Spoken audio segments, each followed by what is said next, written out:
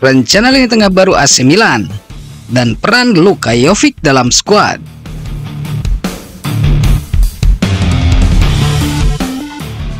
Berita terbaru dari Milan CMN menyebutkan bahwa proyek AC Milan musim ini akan berfokus pada duet di lini tengah antara Yusuf Fofana dan Tijani Reinders. Menurut Luka Biansin, keduanya diproyeksikan menjadi pasangan utama yang diandalkan oleh Paulo Fonseca. Reinders dikenal dengan visi permainan dan kemampuan distribusinya, sementara Fofana menawarkan soliditas dan daya juang di lini tengah. Kombinasi ini diharapkan bisa memberikan keseimbangan antara kreativitas dan kekuatan yang dibutuhkan untuk menghadapi berbagai taktik lawan. Luka Jovic kerap menjadi sorotan ketika dimainkan sebagai starter. Meski memiliki kemampuan penempatan posisi dan insting mencetak gol yang tajam, sayangnya ia sering terlihat kesulitan saat harus bermain di situasi yang lebih kompleks. Ketika ruang semakin terbatas, koneksi permainan Jovic dan tim cenderung menurun. Jangan salah paham, Jovic tetap menjadi opsi penting, terutama sebagai pemain pengganti. Ketika Milan sedang menyerang tanpa henti dan butuh gol di menit-menit akhir, Jovic adalah solusi yang pas. Dalam skenario seperti itu, tugas tim jelas: kirim bola ke area kotak penalti, dan Jovic bisa menunjukkan insting alaminya. Namun untuk membangun permainan kolektif dan mempertahankan ritme tim, Jovic tidak mampu menyaingi Alvaro Morata. Morata lebih cocok sebagai starter yang bisa menghidupkan permainan secara keseluruhan dengan pergerakan dan distribusinya. Bagaimana menurut kalian? Apakah Jovic lebih cocok sebagai super sub?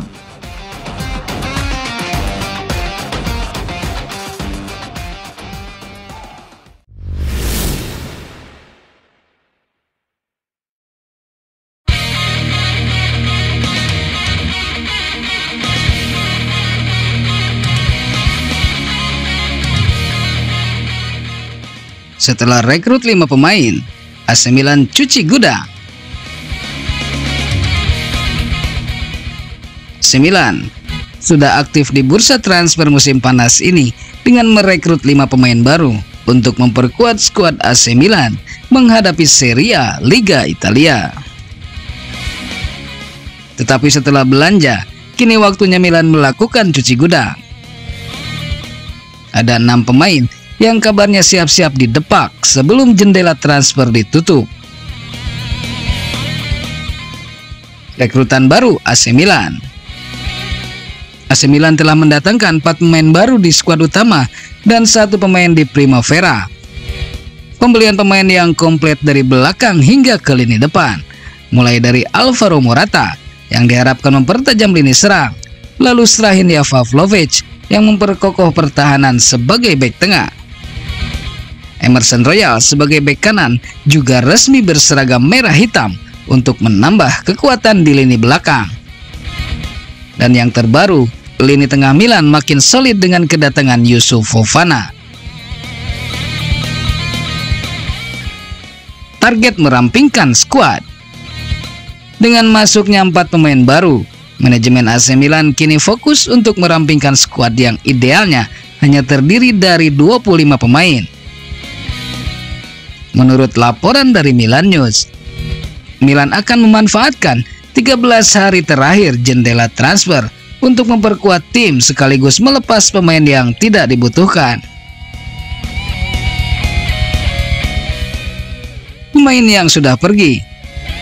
Sejauh ini, Milan sudah melepas 3 pemain, yaitu Giancarlo Simic yang dijual ke Anderlecht, Lorenzo Colombo yang dipinjamkan ke klub lain, dan Daniel Maldini yang akhirnya hengkang. Namun pekerjaan belum selesai karena masih ada 6 pemain yang siap-siap menyusul. Daftar pemain yang diisukan hengkang. 6 pemain yang dikabarkan akan dilepas Milan antara lain Yacine Adli, Pierre Kalulu, Fode Ballo-Touré, Divock Origi, Marco Nasti, dan Tommaso Pobega. Mereka sedang menunggu kepastian hengkang sebelum September.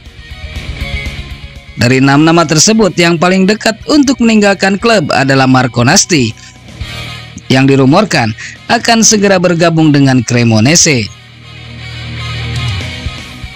Status pemain lainnya. Sementara itu, 5 pemain lainnya masih menunggu perkembangan negosiasi dan klub yang berminat untuk mengajukan tawaran.